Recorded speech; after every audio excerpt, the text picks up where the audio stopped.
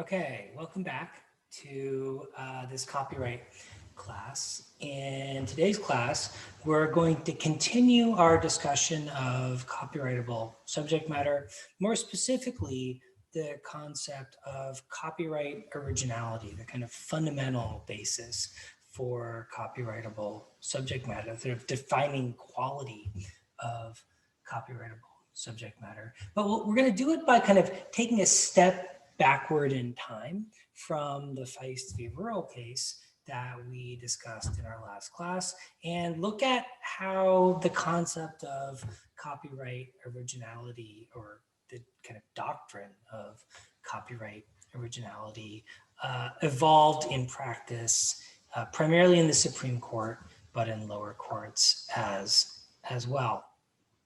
So as we recognized in previous classes, originality, or the originality requirement, is essentially derived from the Constitution and arguably sort of enacted into the copyright statute, at least eventually in Section 102. But for a long time, the idea of originality and why originality, or some quality that came to be known as originality, was effectively developed by courts attempting to articulate why it was that certain works or certain aspects of certain works could be protected and others could not. And one really important work in that respect was Burrow-Giles Lithographic v. Saron. Okay, so what happened in this case? Essentially, Oscar Wilde, the well-known Irish poet, playwright, and general belletrist, major figure in the late 19th century, did an American tour and had a series of very popular photographic portraits created for him by the New York photographer Napoleon Saron. So very popular at the time was to have these photographs kind of pasted on large pieces of cardboard, pressed board, that were available for sale and were collected and displayed by consumers. Right, so Napoleon Saron reproduced copies of this photograph, sold them to the public. It was very popular, and he ended up generating a significant profit by doing so.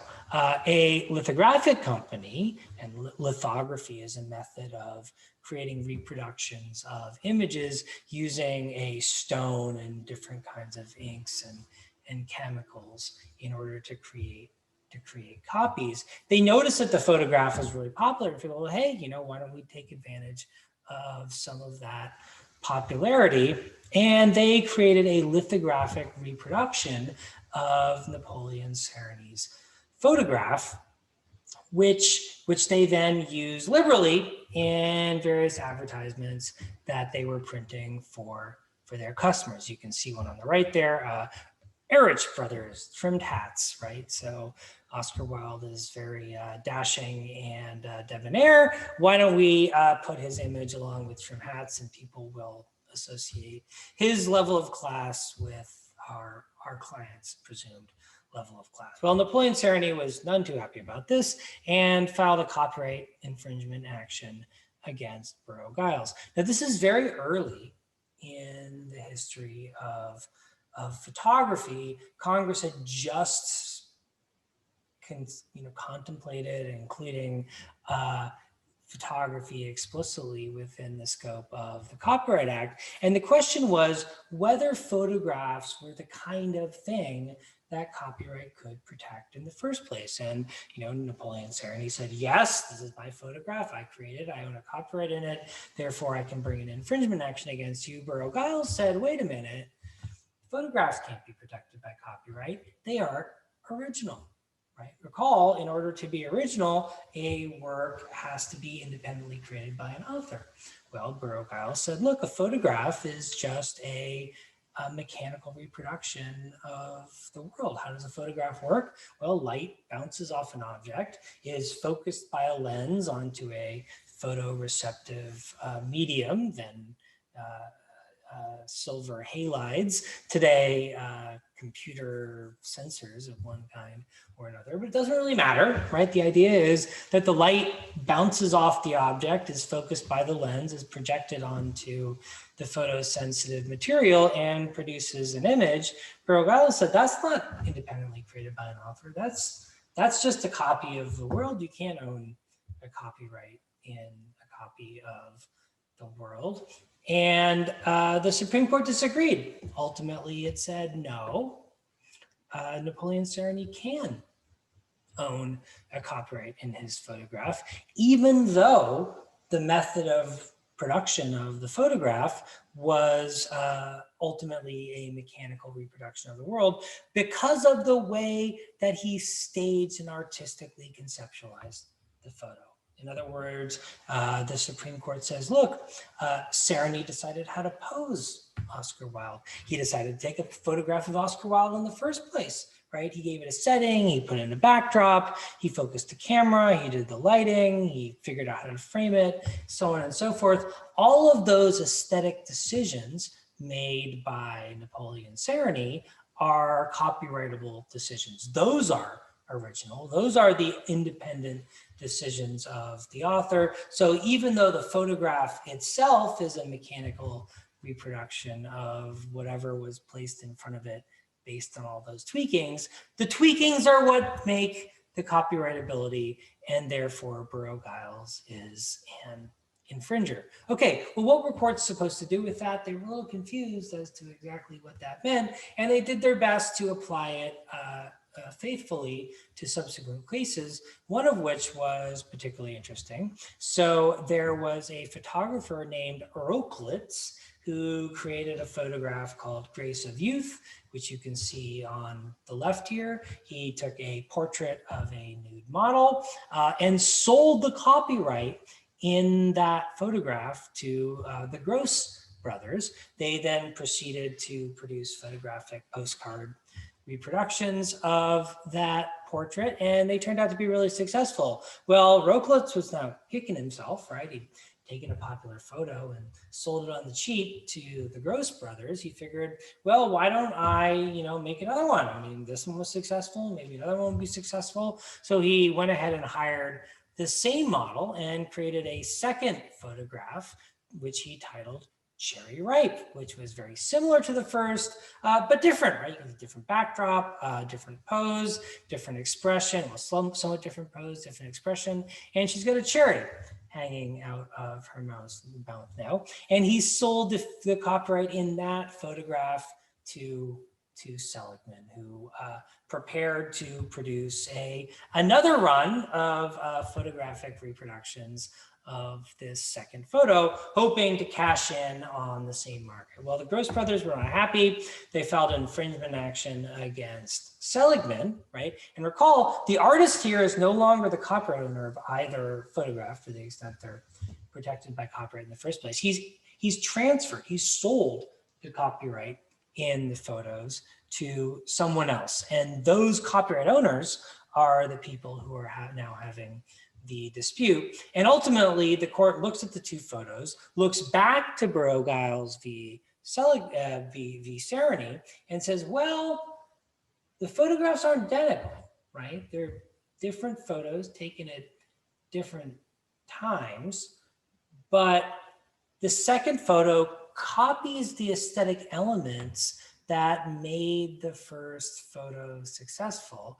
Ergo, the second photo is infringing on the first photo. Even though it isn't a direct copy of the first photo, it copies the original elements of the first photo, and therefore it is an infringing work. So the question then becomes, what exactly is protected by copyright? What's the subject matter then of copyrightability? Is it the actual image as the image exists, or is it an abstraction of the image? Is it the choices that are made? Is it the sort of concatenation of the different aesthetic choices made by the author of the work, irrespective of the precise way in which they are realized, right? Because these aren't the same photo, right? They're different photos, but they have very similar qualities. And is that enough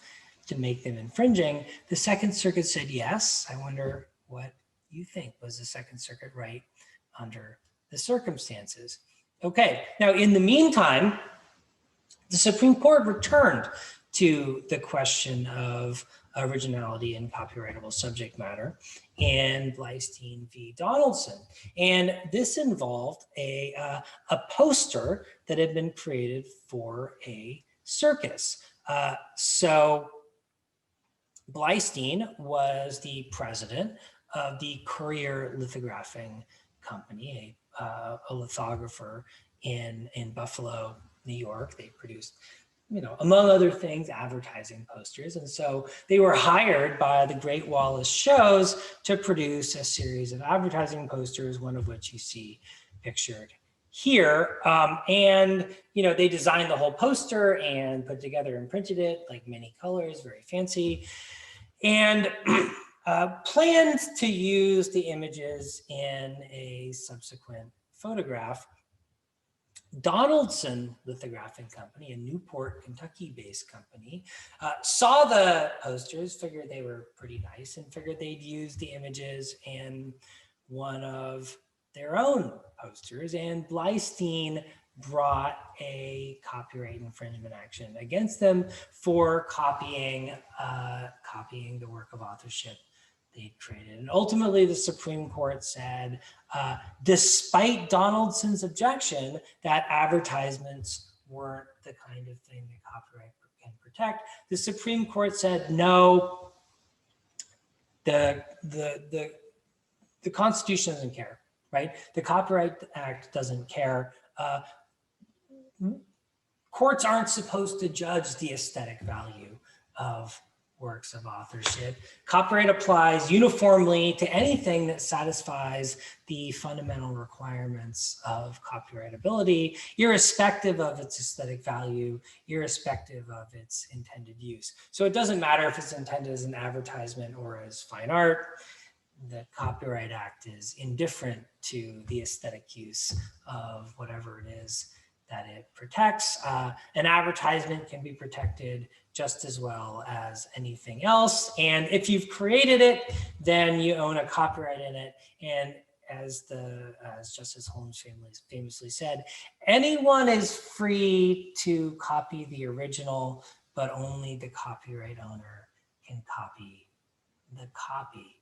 So what does that mean under the circumstances? And is Bleistein v. Donaldson consistent with Burrow-Giles v. Saron? In other words, if the court isn't supposed to judge the aesthetic value of the works of authorship protected by copyright, how can it do the Saron test? And if anyone is free to copy the original, how could it have been infringing for Rochlitz to create a new photo in Gross v. Seligman? I leave you with these puzzles, and we have some more examples and issues to discuss in class as well.